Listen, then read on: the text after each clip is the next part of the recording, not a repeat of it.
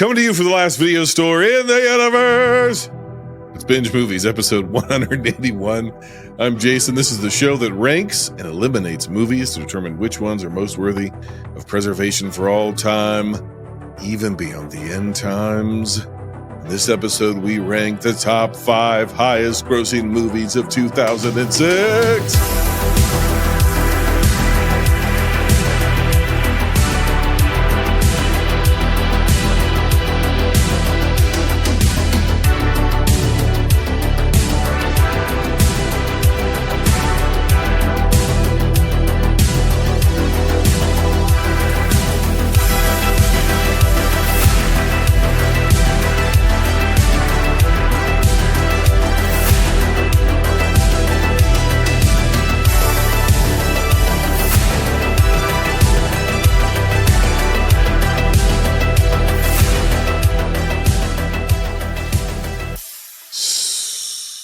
I've got guns in my head, and they won't go. I've got spirits in my head, and they won't go. I got guns in my head, and they won't go. Spirits in my head, and they won't. You want to know why? Because the guy who's on the other side of this likes Pearl Harbor. I do. And the last time he was on this show, he was like, yeah, Pearl Harbor, number 1, best of the week. So we're talking about today, Pirates of the Caribbean, Dead Man's Chest, the Da Vinci Code, Ice Age, The Meltdown, Casino Royale, and Night at the Museum. Those are your top 5 in descending order, highest grossing films of 2006. And Brad says, I don't want to talk for you, Brad. That would defeat the purpose of a podcast. It would defeat you having me on. Yeah, but just hush down for a second. Brad says that he wants to make this the shortest ranking episode in Binge Movies history. Can it be done? I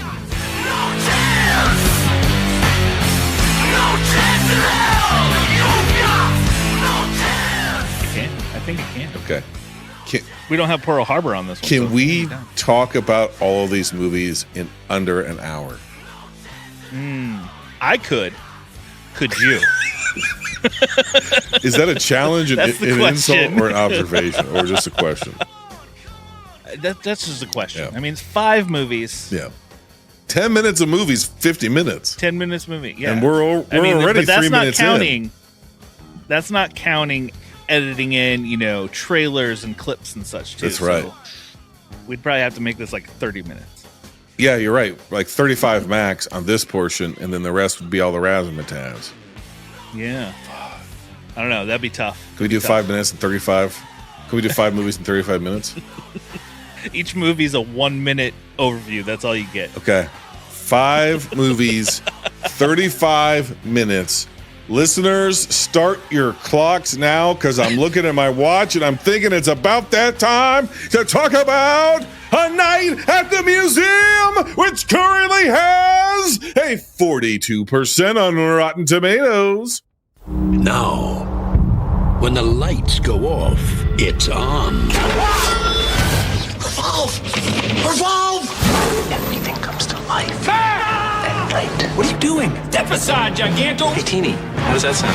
It hurts my feelings.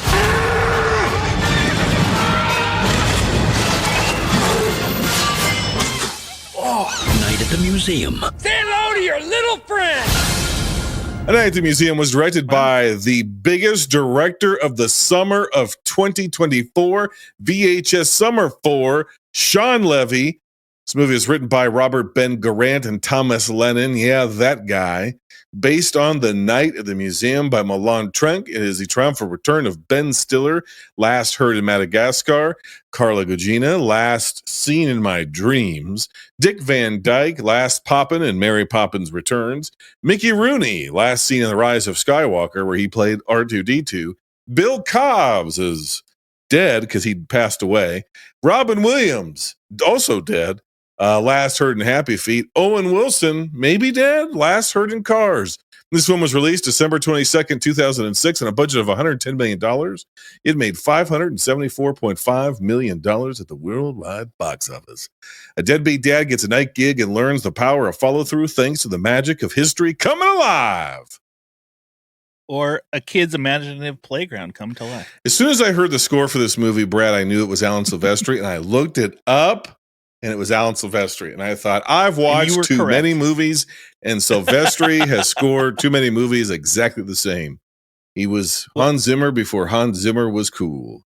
And we also have Hans Zimmer this week, so yeah, we do. It's kind of. I think the Silvestri score, though, I think it adds a lot to this movie because it does. Essentially, now that we've gone through the '90s and the early 2000s, most of the way the early 2000s with these top grossing movies, so many of those movies are about deadbeat dads who are transformed by the power of magic.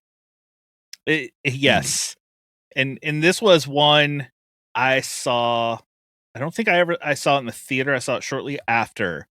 But when I got the list, I was like, oh, I'm going to watch this with my kids. Like, my youngest would love this. And he was like, no, I don't want to watch it. I don't want to watch that. He wanted to watch Frozen Empire because we haven't seen it yet. I've been taking him through Ghostbusters. And I thought, well, Jason has some feelings about that one. So we're gonna watch Night at the Museum instead. Your kid's like, Dad, I choose to bond with you over Ghostbusters. And you're like, hey, son. There's a middle-aged man who spent way too long rewriting that entire movie. If you don't know, I've rewritten all of Ghostbusters Frozen Empire. The story draft is available over at patreon.com/binge movies. And there may be an additional draft coming. It depends on our elite patrons. I'll have more exclusive content about that coming to you very soon. And since this is coming out later, it may have already happened because that's how the internet works. We don't know. Yeah, it is. I have to take 1 point straight off the top for this movie because Mickey Rooney drops what seems to be a modified axe handle, not quite, kind of an elbow drop. It's almost a Bret Hart middle rope elbow drop, but he calls it a pile driver, and that's incorrect. That's not a pile driver. He did.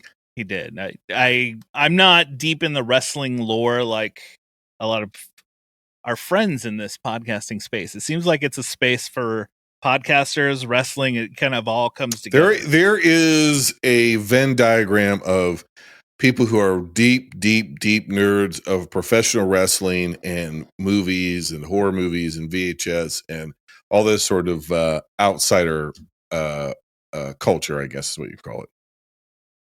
Maybe if Tubi got more wrestling on, maybe. God, if I could just get AEW on Tubi, get him away from David Zaslav. Tubi, give us that $1 billion for AEW. That way we can keep Penna and Ray Phoenix. All right. Back to Night at the Museum. Ray Phoenix is unfortunately not in it. I think this is an extremely fun and heartfelt cornball movie. Even though the Ben Stiller shtick isn't for me, I think the supporting cast is very good.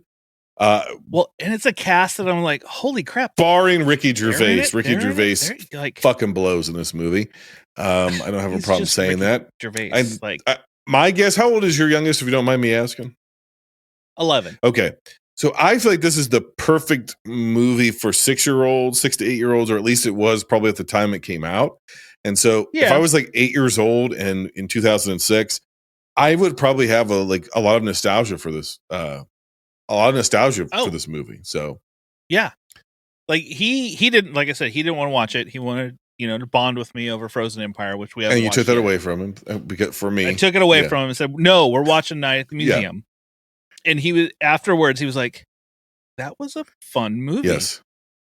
And I was like, "Yeah, it was. It's just fun. It's just fun. It just is magical enough and makes just enough sense. And there's an extra layer of sentimentality for me because of Robin Williams. And when and Robin was so good at going from comedy to pulling at your heartstrings in a split second. That was kind of part of his appeal, even he's great at it. As Mork, all the way back in the Mork and Mindy days. And I got to meet him once. Oh, really? Tell us of that story very shortly because you've decided to truncate this episode. Go ahead. So much for the shortest episode. When I lived in San Francisco, I worked at a shoe store, and the day before I went to a record store and And as I was exiting, bumped into someone. I turned and I was like, was that Robin Williams? I was like, no, maybe. But then the next day he came into our store. Mm. Like he walks in, he's got like this bright Hawaiian shirt on, these bright red Oakley glasses. I'm like, you're not being incognito. Yeah, right. And he's like, he just wanted a pair of shoes. My heart is racing out of my Yeah. chest as I'm trying to keep calm of like, okay, let's see what you want. And as we're I'm talking to him and going through shoes, he's just cracking jokes, just being the Robin Williams, and I'm just like over the moon, trying not to fan. You're telling me, wait, basically. you were a shoe salesman? I was a shoe salesman. That's more kind of outside the box than you meaning Robin Williams. A little, yeah. It was during He came to the the same .com. He came to the same shoe store twice in 2 days?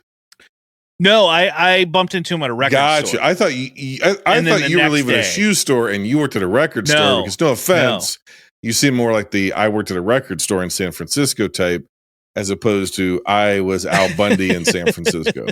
Nope, I was Al Bundy in San Francisco. I see. Were the shoes used? No. It was like a outdoor trail shoe. He bought like the brightest yellow shoes that we had. So you were selling shoes then, to like crunchy people out in the West Coast during the .com bubble is what you're saying. Yeah, it was the .com burst. I went out there for that reason, to get a job, because I was laid off from my .com job. See. I was like, let's go to California. They got jobs out there. Yeah. And selling shoes. I sold him a pair of shoes. You sold Robin I waited Williams until after the sale to get his autograph. He gave me his autograph before he left. Did you lose it? I still have it. Nope, I still have it. I have that, and I print a duplicate of his receipt so you could see his name.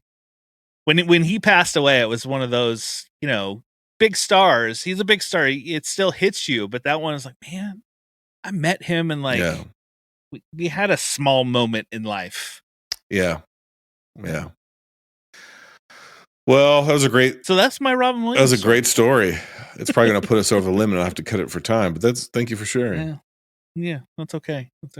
No, I can't top that. I was just to say, in this movie where he plays a wax dummy of Teddy Roosevelt, who's in love with a wax dummy of Sacagawea, and he's like, takes the glasses and stuff off, and he's like, I'm not really Teddy Roosevelt.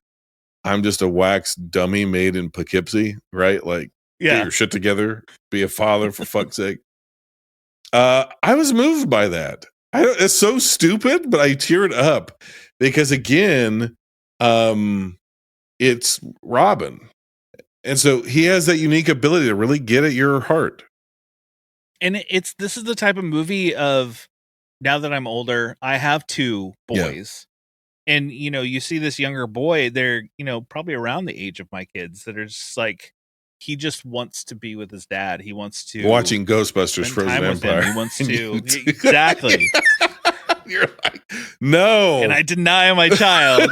No, but these type of movies hit differently now when you watch them. When you have children, and as somebody that JD Vance says is a sociopath and brings no worth to society, because I have no children, it hits different just being old. What happened to the old guys? They tied them up, and then the next morning, Ricky Gervais is just there. The whole museum is cleaned, because you would think the obvious thing would be Ricky Gervais comes in the morning and he goes, "What the fuck happened in here?" Again, like he had done before. And then he'd be like, "Oh my God." He's like, "This time you're really fired, mister." And he's like, and Carla Gugino would be there, and you're fired too. And she'd be like, no. These old guys trying to steal a tablet, and we stopped them. This is the hero. And then the doors would open, and all the people would stream in. And then between him saving the priceless artifact and attracting massive crowds to the museum, that would ensure his job. But instead, we skip over the old guys. I think I'm trying to remember. I don't think. Yeah, I just think they kind of did they get taken away? I don't remember them ever being like put into a paddy wagon or anything.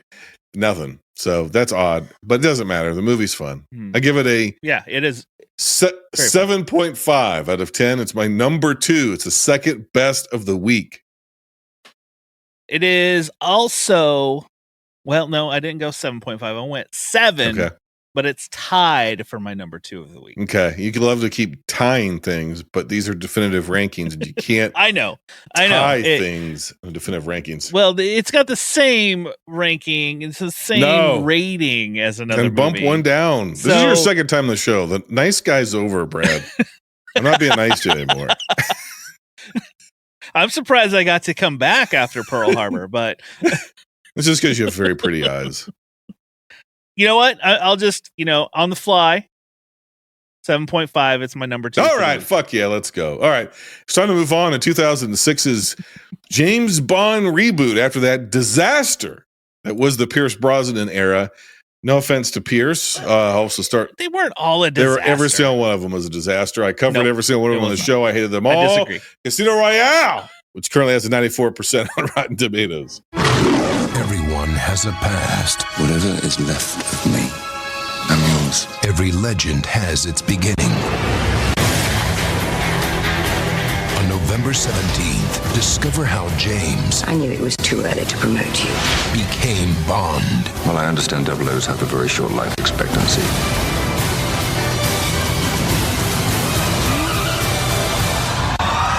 Casino Royale. This film is not yet rated. Casino Royale was directed by Martin Campbell with a screenplay by Neil Purvis, Robert Wade, and Paul Haggis. It's based on Casino Royale by Ian Fleming. It's a triumph return of Daniel Craig, last seen in Tomb Raider, Mads Mikkelsen, who should have been Dr. Doom, but instead was a nobody in Doctor Strange. We won't even go into Judi Dench, who we last saw in Skyfall. That's right. I reviewed Skyfall on a ranking episode before I even had watched Casino Royale. That's how this works. And Giancarlo Giannini, who, I don't know, he played Geppetto in some shit, I think. The film was released in November of 2016, and I don't know the budget. I don't know the box office. It made money, but it didn't make as much. It made a lot. Yeah. Egotistical sociopath is sent by the Brits to compete in a high-stakes poker game, but sex with an uninterested woman keeps getting in the way. Well, I said Daniel Craig's piercing 00 blue eyes take over as Bond goes more grounded and plays cards. And you would know about that. When you see a man who has piercing blue eyes like you do, does it register with you that, oh, he has my eyes? I don't know. And probably not all the time. Yeah. Is that your wife's favorite feature of yours? She does like my eyes, yeah.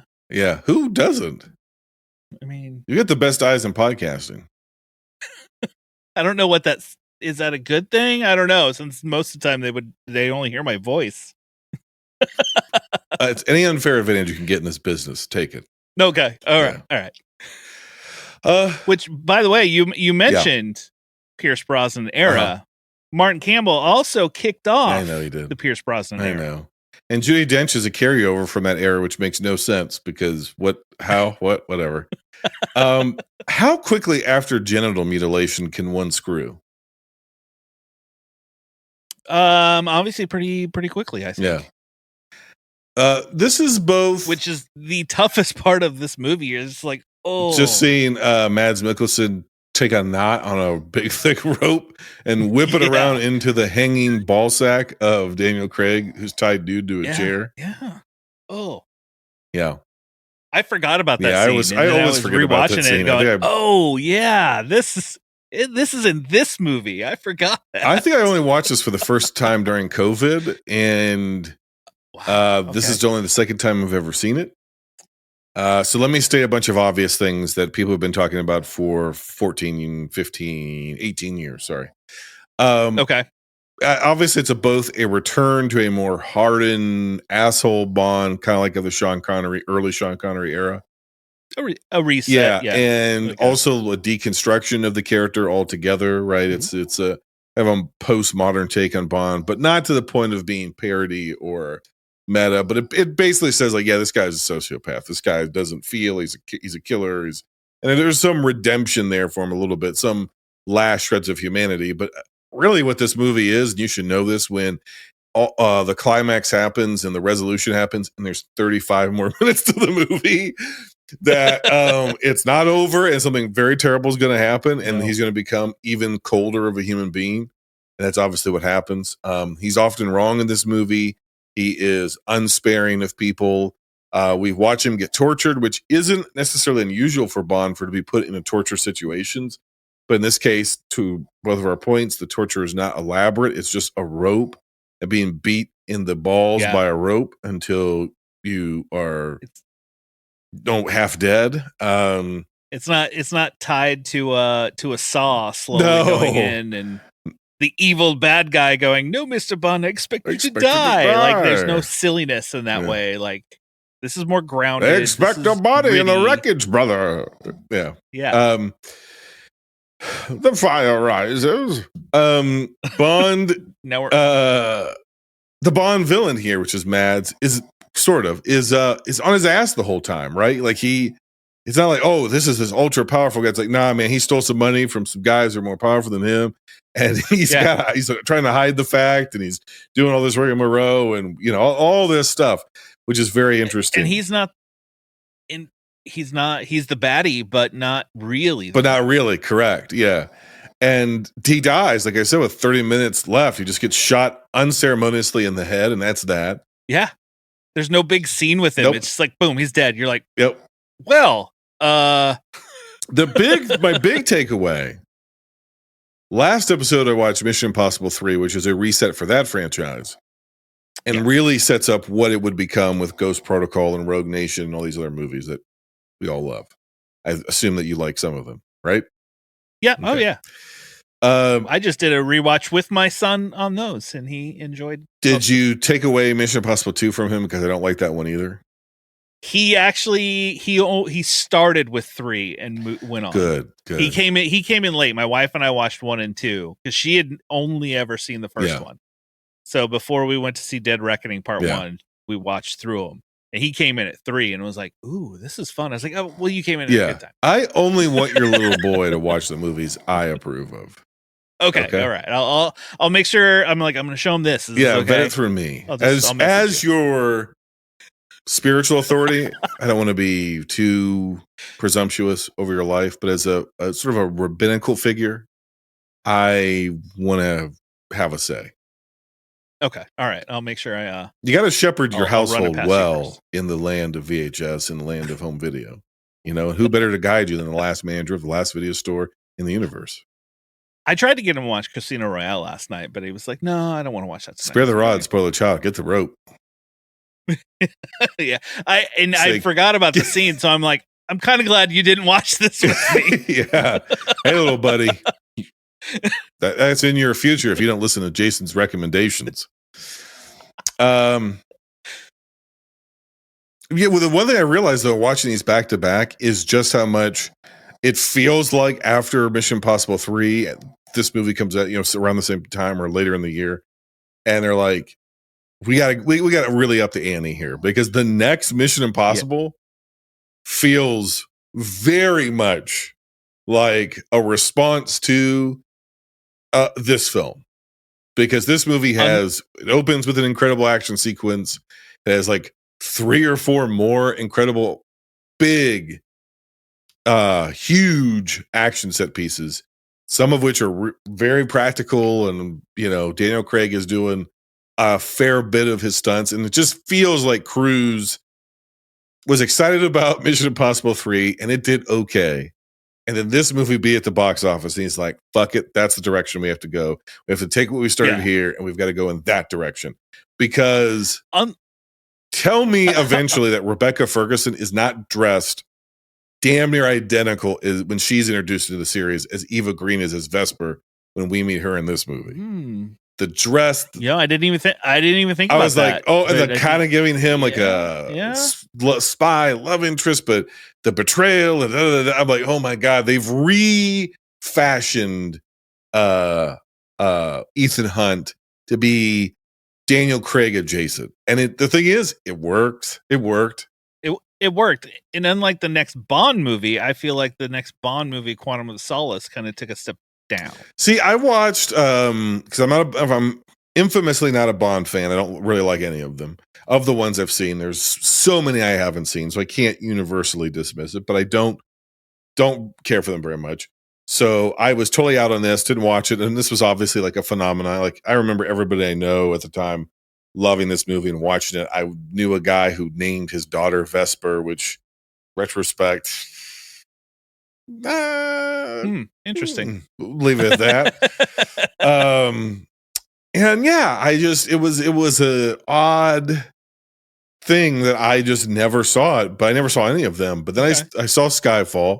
My dearly departed co-host Pat, may he rest in peace, big James Bond guy. Skyfall is so convinced me to see Skyfall. I watched Skyfall, and I thought to myself, "This is what I wanted The Dark Knight Rises to be." You started at the top. Yeah, you're like, you know what? We're gonna start with the best Bond they've made. Well, I had seen bits and pieces of the. I had seen Tomorrow Never Dies in the movie theater.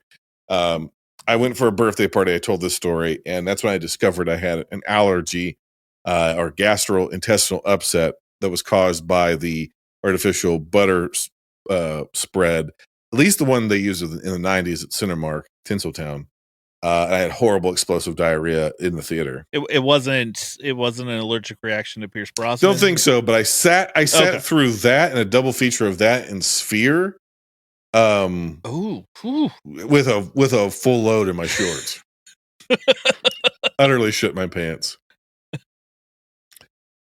That's quite a double feature to sit through too. I was just gratuitously farting during Tomorrow Never Dies or whatever one that came out around Sphere. I don't remember the timeline, but I think it was Tomorrow Never Dies. Or The World Is Not Enough. The World Is Not Enough, maybe. I think it's The World Is Not Enough. And World Not Enough has Denise Richards. Yeah, whatever. I don't know. I'm a big Bond. I was IBSing, and so I'm just letting them out. And then the next movie, it's a long story. I won't share it here, but I ended up having to sit through that movie by myself with my sleeping bag on my lap and all my stuff from an overnight bag because I had been left by a different family at the movie theater by myself. And so I couldn't have felt any lower as a human being, unwashed, pubescent, sleeping bag in my lap, and just shit my pants. Just shit my pants right during Sphere. But back to James Bond. So I had seen some of them. So I saw Skyfall and I thought, well, whatever. And I went back and I watched them all. And I didn't hate Quantum of Solace as much as everybody else. I thought it was fine. I didn't hate it's not as good as this. It's not as good as Skyfall. The one that really does suck is Spectre. Spectre's no good. Well, it's you got Casino Royale, and you got this is a new Bond. This is I love this style. I love Daniel Craig, and then Quantum of Solace just kind of stepped down, and you're like, But then we get Skyfall, and it's that same thing. Skyfall's so good, and then Spectre, you're just like, I'm expecting this again. Horrible. Oh, no, you didn't get that. Can we say that Casino Royale was the Dark Knight before the Dark Knight? That it did for Bond what the Dark Knight does for Batman. It elevated it to a point where you had to take it seriously. Say that. Yeah. Because you came off of, you've always known Bond with gadgets, silliness, and you just came out of the Pierce Brosnan Goof Troop era, shit. Which GoldenEye is my favorite of his. Is that the one where the North Korean son of a dick general white faces himself, does a face-off procedure, he makes himself a white British guy? In GoldenEye? No, that's maybe that's Tomorrow Never Dies. In one of them, that's the plot. I think that might be Die Another Day. Yeah, okay, that's it. Yeah, Die Another Day. Yes, yeah. But we came from the Pierce Brosnan era where each movie he came out with just got sillier and goofier along the way. Yeah. So getting this Casino Royale, you're just like, holy crap! Like they just took it a complete 180 in a different direction. Because at first you're like, Daniel Craig is 007, like. Oh, I remember there's all this controversy because he was like blonde and he just doesn't look like James Bond in people's minds. And to me, is he the greatest James Bond? Or does it have to be Connery? Honestly, because I'm Brad and I like to contradict George everybody in the Lazenby world. or For Dalton? George Lazenby is my favorite James Bond. I wish he would have got at least a second movie. Is that because you saw that one when you were young and that was your first Bond or something? That wasn't my first Bond. Like I grew up on Roger Moore. My dad was big into the Roger Moore. Oh, I've seen. Did he do Moonraker? Yes. Saw Moonraker, but just recently, like last year. But George Lazenby, now I'm like blanking the name. This is not good. Is it Hard Ticket to Hawaii? No, it's not Hard Ticket to Hawaii. But when I saw it later, I loved how they gave him, kind of like they did here in Casino Royale. They gave him a love interest that he kind of fell for in a way. It wasn't just another girl that he slept with or another girl that you know he woos into something. He has a connection with her that ends up almost, he thinks she double crosses him at the end. But then he doesn't care. He goes stone cold, but then realizes, oh wait, maybe not. And there's a little bit of that left in the beginning in part of Quantum of Solace. But and that's what I loved to George Lazenby's is he had a woman that he fell in love with, and I think they ended up getting married in that one because they killed her character off at the beginning of the very next. I believe that to be true, like on the honeymoon, right? Yeah. Her Majesty's Secret Service. That's the name of it. I'm aware of those plot points because I'm aware of James Bond stuff, but I just have never cared for it. I will say that Judi Dench plays a stone cold bitch in this movie. M is a bitch in these movies, man, especially to him. Oh, she's so good. But she's so good. But when she says to him, like at the end, when he's like, it's whatever, the bitch is dead, whatever, blah blah blah.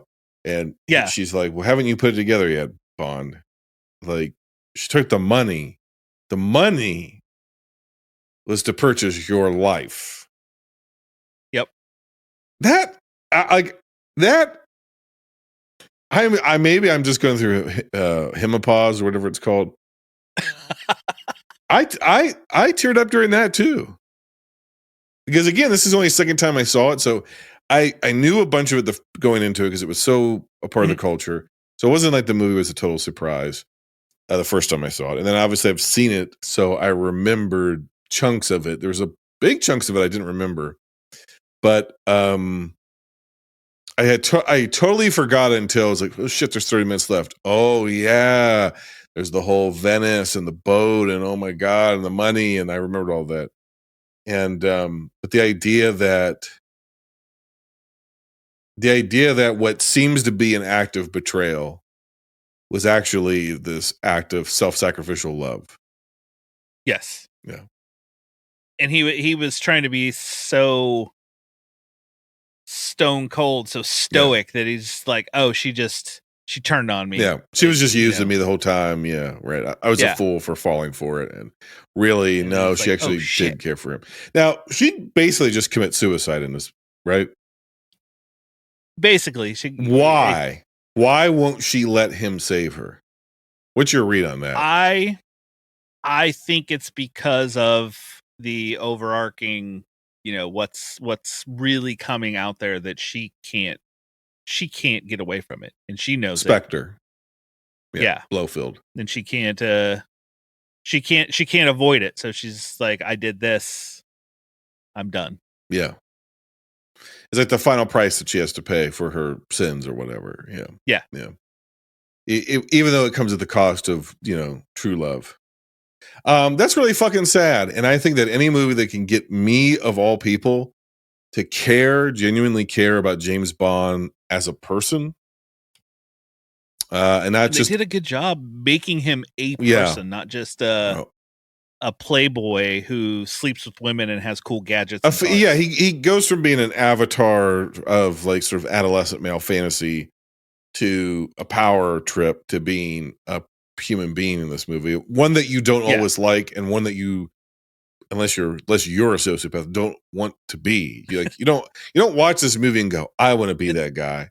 There are moments where you might be like, oh, I want to be that cool, but he's kind of an asshole the whole time through, And there's a lot. I mean, there are action sequences in this, obviously, but there's a lot that they're just sitting playing cards. And I've seen this a number of times, and even still rewatching it, I'm like, I am so into this game that they're playing. I don't know fuck all about poker. I'm notoriously bad at any kind of game. I can't follow rules. I don't understand anything. I can barely play euchre, and I'm from Ohio.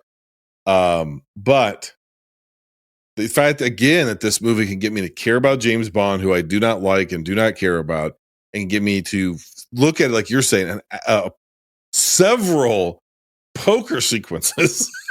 Yes. And each of them feels like an action movie, like an action scene. Where I'm like, okay, what's going to happen now? And okay, of course, in one he's poisoned, and they do a little bit of like script doctoring, cheating, so that not every game is just boring, like World Series of Poker on ESPN the Ocho. But still, I think this is an exceptional film that holds up exceptionally well, and that can convert even a filthy casual James Bond hating bastard like me into a fan, at the very least, of this film and this Bond. It is 9 out of 10 and is the best movie of the week, and it's going on the short list. The final entry on the short list for this season, VHS Summer 4. Playing with the boys. Well, for me, it was an 8.5. And it is the top movie of the week as well. Wow. I didn't mean for that to sound facetious, but it really sounded really facetious. I'm sorry. You probably thought there was another movie that has battles in water. Buddy, I didn't know what you were going to do. Any more thoughts on Bond before we move it along? I'm trying to get us out of here. No. I don't think we're going to hit our marks. We're not going to hit our marks. That's okay. All right, it's time to move on. Because I have more stories of San Francisco and movies coming up soon. Okay, so I diverted us with diarrhea talk. I'm sorry. Moving on to 2006's The Meltdown, which is an Ice Age sequel that I didn't care for at all. Spoilers. Now, one of the most epic comedies in 2 million years is here. I'll save you! Ice Age, The Meltdown begins now. Rated PG. Ice Age, The Meltdown was directed by Carlos Saldana. I don't know if that's his name. Screenplay by Peter, I don't know what the fuck. Jerry Swallow, which is a fake name. Jim Hecht, which is also a fake name. Story by Peter, I don't know what, and Jerry Swallows. Release date March 31st, 2006, and a budget of $80 million. It made $667 million at the worldwide box office. Oh.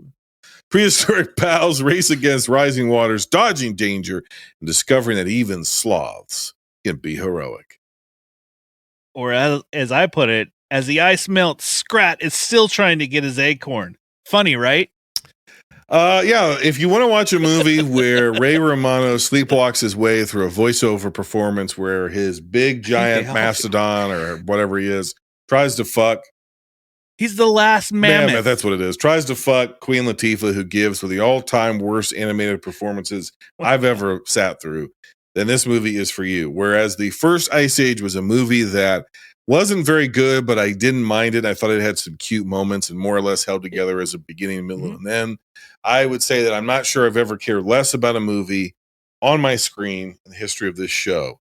The closest is the Police Academy movie, and I don't remember which one, that my partner at the time, I'm currently single, ladies, said sounded like the TV was left on by accident in an empty room because they could hear it playing, but there was nobody there. There was no response. There was no human reaction. And I went into a fugue state as this movie began. I cannot tell you what happened in it other than the fact that Scrat went to heaven and John Leguizamo took that away from him, which sounds about right to me. And that there's a random musical number in it. I didn't care for this at all. I gave it a 2 out of 10. It is the 4th of the week. this was just like I enjoyed the first one. Like it has some fun moments. My kids have watched the first one. We haven't watched any of the others, which is kind of funny, but I did see this one on video after it came out.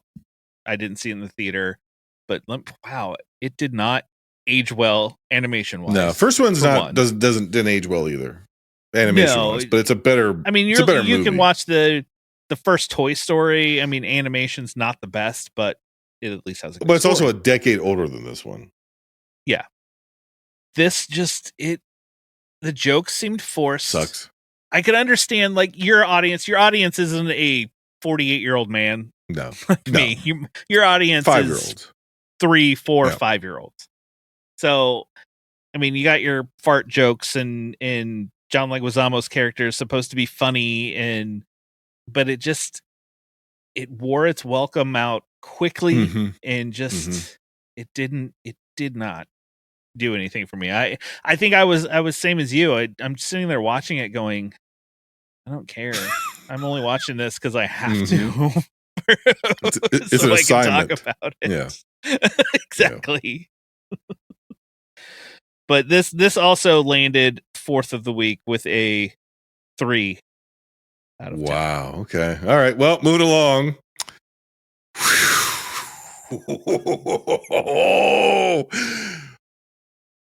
25% Rotten Tomatoes. Second highest grossing movie of the year. Just wait till I tell you how much money it made. I'm talking about the Da Vinci Code. Experience the most talked about movie of the year.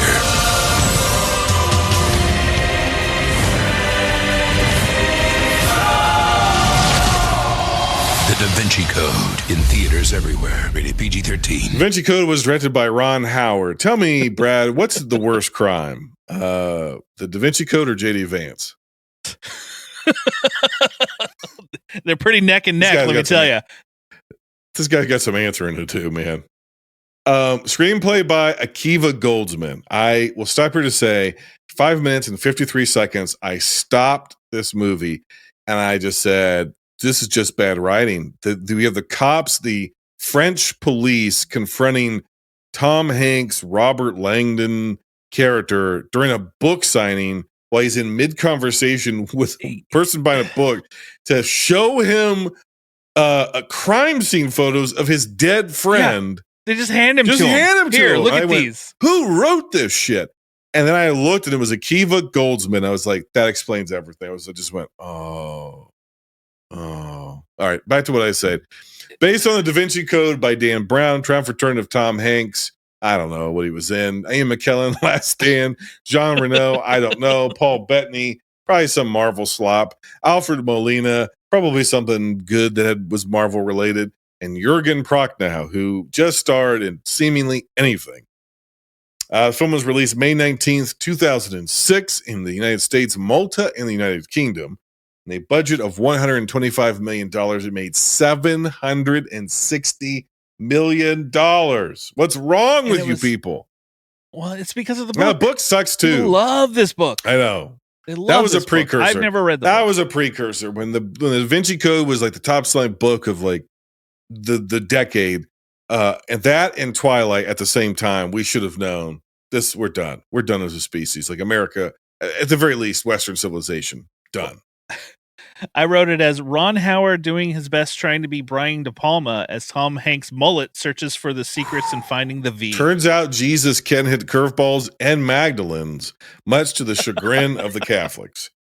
Thank God for turkey, boys, because otherwise our hairlines would still be getting that Langdon look. Speaking of mullets, I don't know if I've ever seen a worse lace front of a wig on a man in the history of cinema. Horrible. And the whole time I'm watching this movie, I'm like, I feel bad for Audrey Tautou because she, Amelie, she's so great. Oh, that's who that is? So that's a movie I still haven't seen, by the way. Everybody's like, in that movie. You can't love films if you haven't seen Amelie. I still haven't seen it. You're probably right. Cancel me now, film Twitter. But I felt so sorry for her that I think this was like her first big American movie. And I don't I don't know if she's really done anything. Well, since. maybe playing the granddaughter of Jesus Christ wasn't a great choice. I don't know. Whose ball sack is more mutilated, James Bond or the albino Bettany? I would rather sit in that chair with someone with a knotted rope than watch this movie again. Bad acting, bad casting, bad accents, bad writing, flashback upon flashback upon flashback into trauma dumps, and this is how this worked, and this is how the scene you just saw happened. I just fucking watched it. But exposition out of exposition. In case you didn't get it before, let me explain it to you again. Like, this should have been a fun adventure movie. Should have been. Like, oh, we're trying to solve this. But no, it was big words and stupid chases. It's bad history. It's bad. It is a dumb person's idea of being smart. And that's what I mean, that this is a great precursor to where we would go, because that's essentially the era that we live in now and have for an extended period of time. Again, for at least in America, which is the dumber you fucking are, and the more confidently you speak your stupidity, the more likely the masses are to believe you. And this is proof of it. This doesn't make sense on a historical level. And I'm not talking about from a theological perspective or some sort of religious perspective. I just mean basic history. And the thing is, if you're watching National Treasure, I know that Benjamin Franklin never flew a kite with a key in a jar at the bottom of it and time traveled back to, or forward to Hill Valley in 1955 or whatever the fuck the plot of the National Treasure movies are. I know that there's not George Washington's wooden teeth don't open a secret passageway to Alexandria. I understand all that, but it was fun. Right? Yes. The same way that the Last Crusade is fun. There's no cave somewhere where you say, oh, but in the original Latin, Jehovah is spelled with an I, but it wouldn't have been Jehovah and all this other sort of stuff. So anyway, I know all that.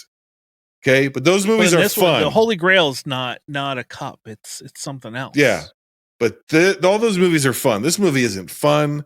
It is ugly looking. It is boring. It goes on for forever and ever and ever and ever and ever. The twists aren't interesting. Just when you think it's going to end, it's like, oh crap, there's still 35 minutes left. It's so obvious. I've never seen this. I've never read the book. I knew what the basic plot was, right? That Jesus fucks and has kids. And the church there's been a global conspiracy, as if the real conspiracy would be the church would want to harness that lineage for itself and install those people as popes, because not every single person who's been born in a lineage of Christ for 2,000 years could possibly have been a woman. It's not possible. So there were no male heirs to Jesus. Also, by the way, Christ, not a last name. That's a title. So you wouldn't be Sophie Christ. Christ is a title. Is Jesus of Nazareth. Jesus, the son of Joseph of Nazareth, right? Or Jesus of Galilee. It wouldn't be Jesus Christ. That's not his name. Okay. Anyway. Well, I the whole beginning where they make it a big deal to make sure they point out this glass pyramid and everything else. That's what, again. You're making it such a big deal. Then you're gonna beat us over the head with, remember this, guys? Remember? This is where it is. That? So it's obvious from the very first moment we meet Amelie, that's Jesus Jr. We understand. So the big revelation at the end is, oh my God, I found in this hidden sepulcher in this church that somehow has all the world's religion symbols in it for some reason. That wouldn't make any sense. Just because Jesus had kids doesn't mean he's suddenly Muslim, or suddenly pagan. That doesn't make any sense. But so that, if Jesus had a wife, he didn't all of a sudden become a coexist guy, right? He didn't all of it, like he was a Jew, he was a Jewish guy who started a Reformation or a zealotry group that was an offshoot during the Second Temple period of Judaism during the first century. He wasn't all of a sudden like, yeah, man, I'm a pantheist. Like it's so clear that Akiva Goldsman and Dan Brown have no concept whatsoever of a historical Christ or historical Jesus whatsoever. They can't even write this bad Christian / fiction. And there was obviously a lot of upset and uproar about this movie from the church. And I think that 99.9% of those outrages are ridiculous. It's fiction. Get the fuck over it. Yeah, if you would have just made but it. This is a movie that I think is genuinely an anti-Christian film. Because there's these long expository scenes where they're like, the Christians will like they're only portrayed. This is as offensive to somebody who is of any particular Christian heritage as the anti-Semitism of the Passion of the Christ is, in my opinion. You're only portraying these people as one-dimensional monsters. Yeah. And then you're going to send albino Paul Bettany after them. Yeah. Just awful. I give it a 0 out of 10. Go watch it's the worst of the week. Go watch Legion or Priest if you want a good religious movie with Paul Bettany. Well, or at least a fun one. One. At least Legion has I will defend Priest. A spooky demon grandma. No, I will defend Priest. Priest is better. Priest is better than Legion? Yes. Well, we'll have to do a double feature, I guess. I don't know. That's some Brad Fest shit right there. That's fine. This is also the worst of the week for me, but I gave it a 2 out of 10. Horrible, this movie. There were a few moments I didn't like the beginning, aside from just showing him some pictures and pulling him out of his book. Ron Howard, it felt like the whole beginning of the movie, he was trying to create his own Brian De Palma movie. Like shots almost exactly like him, pacing almost exactly like him. And then he just said, it's going to take too much time to copy him all the way through. Let's do something else. Can I tell you that this isn't even due to recent events or politics or anything. I think that Ron Howard, and I may be wrong, right? But I think if you looked at his early run and the promise of him and even some, I guess the entirety of his career has kind of been a hit or miss guy, hit or miss director. But I think when it's all said and done, I think if you look over the pantheon of his career, the filmography, I think it's going to be more misses than hits. I don't think this guy ever lived up to where we thought he was going to be as a director. And yet he's such a name. I don't know if it's because for the great grandparents out there who remember him as Opie and then on Happy Days. I don't know if it's because he's been a presence in American film and television since he was like out of diapers, basically, that he's such a household name. But man, he's made some real. He's had some big movies that people remember, so they think of like Apollo 13. That's 30 years ago. What have you done for me lately, Ron? Did he do Solo? Gave you the Da Vinci Code. Did he do Solo? Did he come in and redo Solo? He did. Wow. So it's like if anybody ought to be able to do a Star Wars thing, okay, maybe Ron Howard was, he was such he was pals with all those guys in the 80s. Luke. Speaking of Paul Bettany, he brought oh yeah, that's right. But nope, didn't happen. So 0 to 10, worst of the week. Is it anti-vault worthy? Not really. But it's close. All right. It's don't bother. Don't fucking bother. I mean, I guess if you're curious, if you've read the book and you're like, ooh, I like the book. I've never read the book. If you're curious 18 years later, just don't. Spare yourself. Yeah, it was just like Ice Age. As I was watching, I was like, God, can I just turn this off? I don't care. I mean, hot take, it is a more poorly written movie than Ice Age: The Meltdown. I couldn't believe how badly written this movie was. Well, Ice Age: The Meltdown was only 91 minutes or something like barely, that. Yeah. This one feels like it's 300 minutes long. Like one of Ian McKellen's monologues is the entire length of Ice Age: The Meltdown. Yes. Yeah. All right. Well, we're going to go overtime, but I'm going to try to get us there as close to under an hour as we possibly can. Okay. Pirates of the Caribbean: Dead Man's Chest currently has a 53% on Rotten Tomatoes.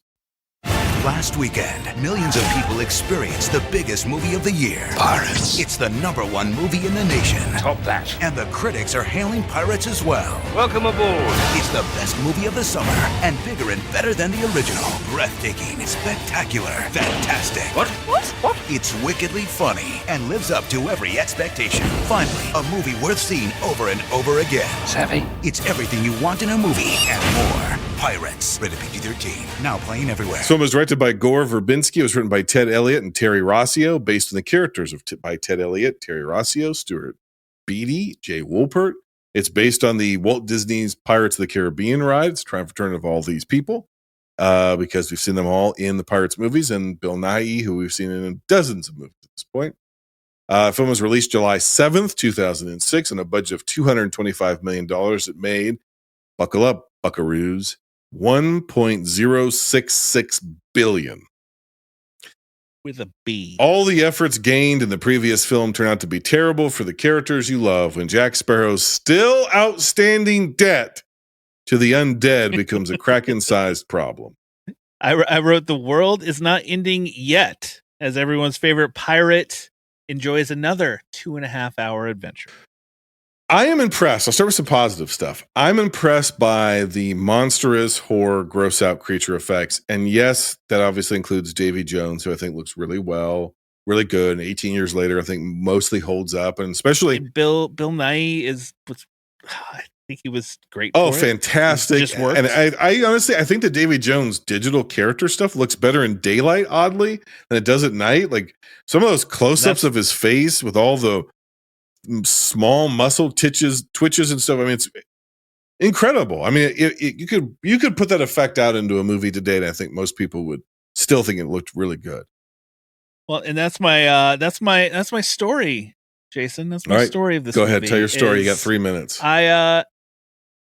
So from moving away from San Francisco, I went back to visit friends, and they had some connections and knew some people at ILM. So one day I got to go to ILM and take a tour, and at the time had to sign an NDA. Obviously, I couldn't talk about anything at that time that they were working on that I saw. They just so happened to be working on this film as I was walking through, and got to see some of those early effects of, I think the scene I saw was when Davy Jones' crew comes out of the water into the island as they're first coming up out of the water. They showed me a small clip of what they were working on, and I was just like, holy crap, this looks amazing. Yes, yeah. And I can't tell anybody. But so it always has like this, at least that little part of it has a special side for me, because I'm like, I got to see this like a long time ago. Like, this is cool. So that's my my personal story with this movie. I saw this movie in 2006 at the same theater where I shit my pants during Sphere. Years later. And did you have like a PTSD moment when you walked in? They've since completely redone the theater, and I still go to that one, and I can't quite remember now which one, because they all look different, because they all have recliners and D-box and all this other shit in them now. So I'm like, I can't quite remember. But I know that I saw this in the same theater I saw the Sphere in. Like, not the same movie theater, the same auditorium. You understand what I'm saying? Like, yeah. Okay. I can basically remember where I was for both movies. And I saw it with members of a cult. There was a couple of guys who were in a cult. Like an actual cult. Oh yeah, 100%. Who we went to see this movie together. They were trying to recruit me to their cult. I was already This is a story that I'm gonna need to hear from Jason off mic. Yeah, it's better that I don't name names here, but yeah. So, and I hated it because I saw the first Pirates of the Caribbean. I was working at the Dollar Theater when that first one came out, and I was like, what a stupid idea. You can't make a movie off a ride. So I didn't watch it, but I saw so many bits and pieces of it as a concession guy / usher, and it was in the Dollar Theater forever and ever. And people just kept coming to see it over and over and over again. And I would also, I'd switch from being a concession guy and then go to, check the theater to make sure whatever, nobody was horsed around in there. And then I'd go in afterwards and clean the theater up, and sweep up all the popcorn and all that jazz. And so I saw the end of this movie because oftentimes at the Dollar Theater, people, especially once you were into like week 3 or 4 at the Dollar Theater, people were just going to see the movie again. Everybody had already seen the movie by that point, you know? So people just get up and leave. And also audiences weren't as conditioned for after credit stuff. So I kept seeing that monkey after credit scene over and over and over and over again. So I finally saw the whole movie on home video and really, really, really liked it and completely changed my mind. I thought this movie's what a blast this Black movie is. Pearl was a blast of a movie. Revisited it for the show, covered it, 2 seasons ago, I guess, like earlier this year, or maybe end of last year. Don't remember anymore. Time is a flat circle and I keep bending it. So now it's not exactly flat anymore. It's sort of warbled a little bit. But I talked about it with Kat Gonzalez, who is in the credits of Hitman. Go see Hitman, the Richard Linklater film. She works with Linklater. I think she teased it on that episode, but we couldn't talk about it. I knew, she told me, but I couldn't tell anybody. So she swore me to ILM secrecy and had me sign an NDA. But her, myself, and Dr. Doom from Crooked Table all were like, this doesn't work. And this watching, it's not bad, but it's not fun anymore. And do we have Jack Sparrow fatigue and all this sort of stuff? So long story short, revisiting this movie, which I hated in 2006, haven't seen since 2006. I liked it more than when I saw it in 2006. I didn't hate it. It's obviously in my number 3. I give it a 7 out of 10. The problem with this movie is it has like the complete opposite visual palette, whereas the first movie, there's a lot of like Caribbean or pseudo-Caribbean sunsets and so forth and so on, a lot of beach and a lot of sunlight. This one's the movie more grim and dark and gray. It feels almost like more of like honestly, it kind of feels like the 3rd or 4th film in the series. I do love the opening scene with her in the rain, just the way it's shot. Very well shot. Okay. I really love how it looks, but this movie is kind of a drag. It has none of the bouncy adventure of the original. And when they do, especially at the beginning, when they try at the beginning of the film to get back into that, ooh, wow, huh, all the set pieces go on far too long. And it's all a try hard. And then we hit like the halfway point in the movie. And then which the halfway point to the end of the movie is still 2 fucking hours almost. That movie is pretty okay. And I think if you had just streamlined this son of a bitch, tell one simple story, you don't got to bring back every fucking character, streamline it, get to some swashbuckling, some adventure, have some sunshine a little bit, have some kind of contrast, put Davy Jones front and center. I think this isn't a horrible film. I think there's a good movie in here somewhere. I just think ultimately it's an unnecessary movie and it is far too long. And not a one of these movies needs to be 2 hours and 45 minutes. By the way, I almost watched the extended cut of the Da Vinci Code, which is over 3 hours long. I didn't know that existed. I didn't know either, but I was getting ready to push play on it. And I was like 3 hours and 15 minutes. And I looked, I was like, extended cut. No. And I went back and it's still 2 hours and 50 minutes. Oh my God. 3 hours and another 45 minutes. What is left to say? I don't know if anything could have helped it. I mean, it's not Kingdom of Heaven where you're going to put a whole more time isn't going to help it. Yeah. The extended the special edition ought to be a reduced cut of the movie. Here's your 90 minutes. 60-minute cut of Da Vinci Code. Fuck. Pirates of the Caribbean, Dead Man's Chest. I think its problem is they had said this is one of those early, it's a 2-parter, just like The Matrix did. It's a 2-parter. And they tried to, there are many scenes that could have been cut, like him with the locals on the island where he's like, it looks cool the way he's painted and there's some fun stuff, but it was unnecessary. Like everybody split up and the stories are so long to bring them together that it just in when you're finally really into it, you're like, okay, we got Davy Jones, we got the Kraken, we got all this happening, and then it's like, shit, it's over. We got to wait until the third movie for anything to wrap up, which that's a whole different thing. I'm sure it's going to be on this list, and I can't believe it because that's the one that I truly maybe I need to walk it back. Hate isn't strong enough, or is too strong for this movie. I was very, very disappointed and didn't like it. I would say I hated the next movie. The idea of Will Turner, the idea that what began as the protagonist of this series becomes that his end is becoming. Yeah, I could see that. Basically, Bootstrap Bill or Barbosa in his own hell, or Davy Jones, that's what he becomes. Yeah. And that he can only come and fuck Keira Knightley every 25 years or some shit. That sucks. Why would you end a fantasy adventure series that was kind of for kids based off of a kid's ride from the Magic Kingdom? Especially that first one, you're rooting for them all. You're having a blast. This one, you kind of feel like, are they having problems? Is Keira Knightley kind of wanting to woo? They make you think that she has something for Jack, but she doesn't. She's just, and it's, there is some odd tonal shifts that they took compared to the first movie.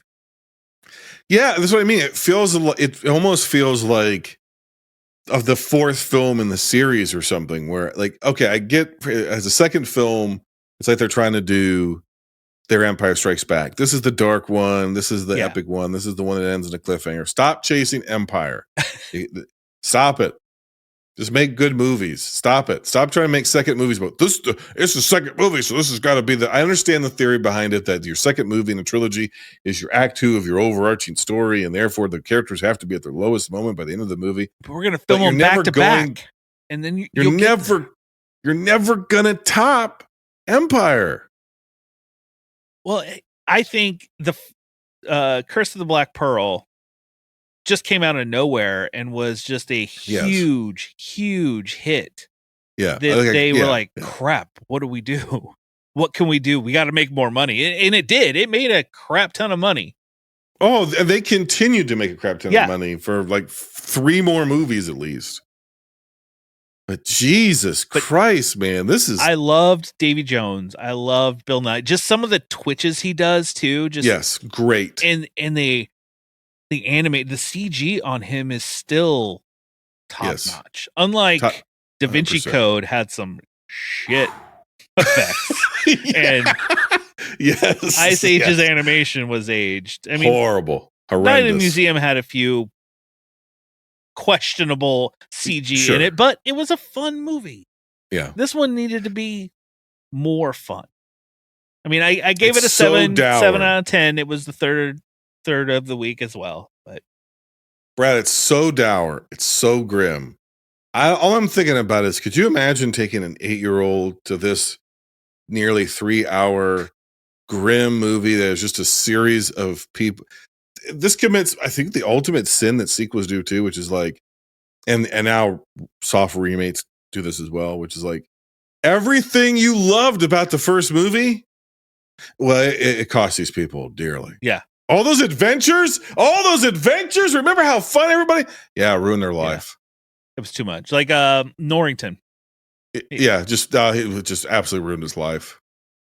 Remember how he did the right thing at the end, and he was like, "Oh, but I'll get you next time." And it was real fun and cheeky. And remember how her dad came around and ended up accepting Will Turner because as like being worthy of his daughter, because he liked Will, but he just didn't think Will was right for his daughter. Oh, he's not really going to like Will at all in this movie, even though he grew up and the governor was almost like an adoptive father to him. Oh, but that's gone. We're done. He doesn't have the idea of Will Turner. He's okay with the wedding, but once the wedding's canceled, he's not going to be like, well, sorry, daughter, we'll just have to send Will to the gallows. Whoop, that's just justice. It's like, what is, you have to reset all these characters to be And I think that's honestly like that's what I'm getting at with it's like the big problem I have with this movie is the characters start from frame one with a spoiled, ruined, dark, and stormy, as awesome as it looks, because it does look awesome, wedding.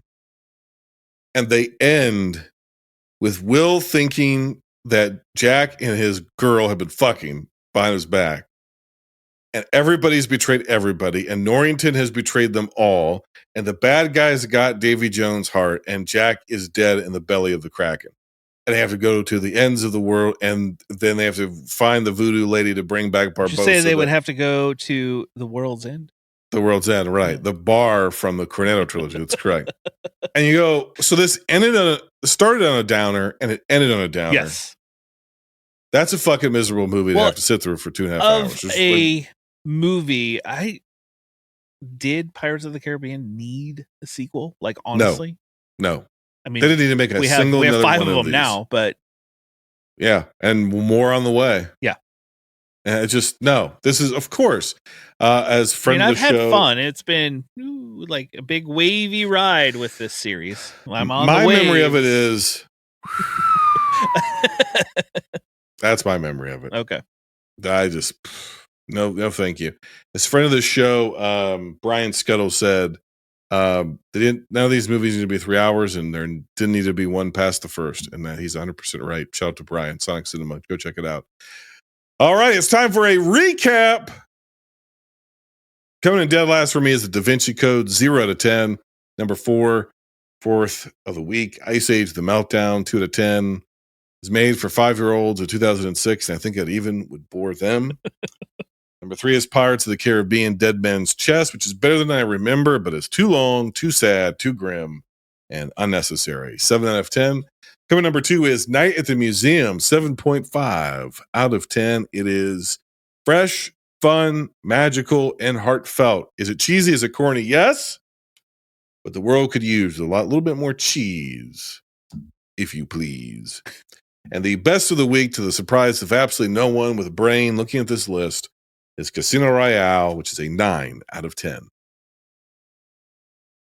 Well, I know you didn't know when you ask me to come on the show, you're just like, I don't know what's going to happen. You look at this list and you're like, there could be a few that could drop to the top of this list. You don't Ice know. Age. Yeah. I mean, it could have been.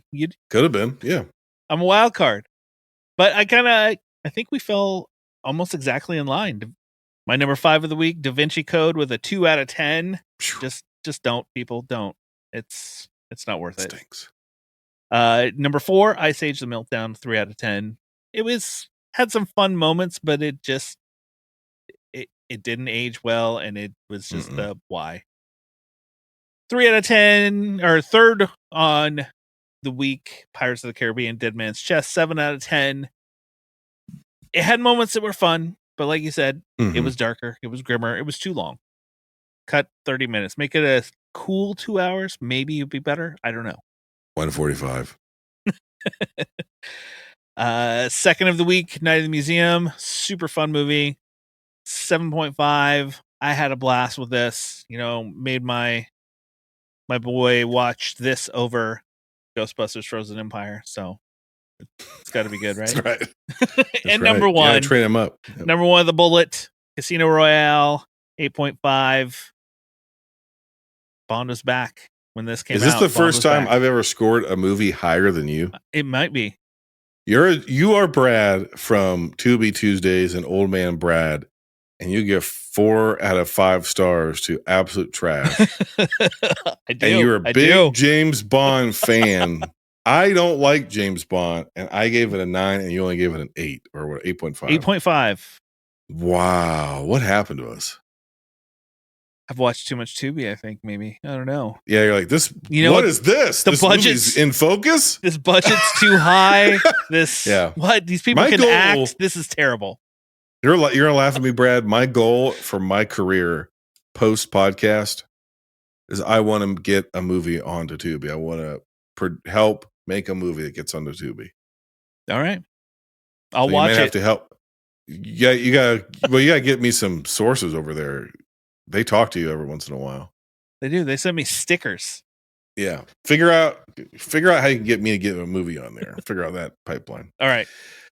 All right. On our very next episode, for the fourth time, to determine who's going to be wearing the golden banana hammock for this year, 2024, 2025, who will be the Lord of the Beach at Beach Sprawl? Spoiler alert, it won't be the Da Vinci Code. All right, Brad, when you're not here trying to set the all-time land record for fastest episode of Binge Movies, or close it in an hour 20. Whew. It's too long. Didn't quite get there. Too long. It's too long. Where are you? Where can the good fun folks at home find you? You can just search for Old Man Brad. My podcast is out there, YouTube, all that. If you want social media, I gotta be different with that. It's at To Be Tuesday. I don't want to give up the name and change it to Old Man Brad. So yeah, I understand. It was the perfect name, and I got it. So yeah. Oh yeah, you're right. Everywhere else, I'm Old Man Brad Pod, except for Twitter, X. One of these days, but I have both of them on there. So one of these days, I think sometimes people hear that, oh, well, you guys must live close to each other, and we don't. We're in the same state. We're in the same state, but we could almost not be more diametrically opposite. Right? So Ohio, if you look at a map, Ohio is deceptively wide. Yes. Right? It's the heart of it all. It's shaped like a heart. I would be in the upper left ventricle, and Brad would be in the lower right ventricle, right? I'm in the tri-state area. Yeah. So I am in the not tri-state area. I am in the Canada, Pennsylvania part of Ohio, because about 50 miles off the shore of Lake Erie from where I'm at, right, is literally Canadian water. Okay. If you go out on Lake Erie, you start getting onto Canadian wireless. And I go 10 minutes south, and I can see Kentucky. So you're what? Indiana, Kentucky? Are those your closest Indiana, states? Kentucky. Right. I'm Canada, Pennsylvania. I'm an hour and a half roughly from Pittsburgh, right? So we're barely in the same state together. And Cincinnati is a completely different culture than the Northeast Ohio area. I mean, it's just a different culture if you just drive up to Columbus or even Dayton. Well, yeah. Columbus is its own zoo too. Yeah, it's its own thing. So at some point though, Brad has been very gracious and very sincere and very genuine, and has invited me time in and time out to conventions. He hosts different. He gets to introduce movies and cult movies, different stuff he does. Frightful Fridays come down here. Host this thing with me. Hey, you want to? I got a special screening of this, and I'm the host for it. Do you want to come down and do it with me? Do you want to, or you don't even have to do it. You just come down and see the movie. We'll hang out. I'm gonna get this convention. I'll be at this all weekend. You should come down. Blah blah blah blah. You don't have to worry about anything. And I've never been able to do it because it's basically like taking a trip out of fucking state. It's got 4 or 5 hour drive, and I'm like, I just can't. I can't. And it's not that I don't want to do it. So I just wanted to be able to publicly say that you've been very kind and supportive, and a really good guy to me behind the scenes, and I really appreciate that, Brad.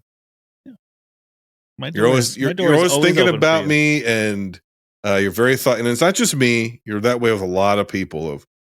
You're one of the best things about you as a human being. And if you're trying to be a serial killer, I will disavow you and take a list back. But is you are genuinely always trying to find ways of helping other people advance when there's nothing in it for you. If you see something that you think of like, oh, this is perfect for this person, or here's a great opportunity, you're always reaching out to people, because I hear it from other people of, oh, well, Brad told me about this, or Brad did this, or I got invited to this. And I'm like, damn, this guy is just very generous in of spirit. So thank you so much, man. Yeah, you're welcome. I mean, yeah. Because here's the other things. A lot of these opportunities that you have that you have welcomed me into, you've worked your ass off to get those opportunities.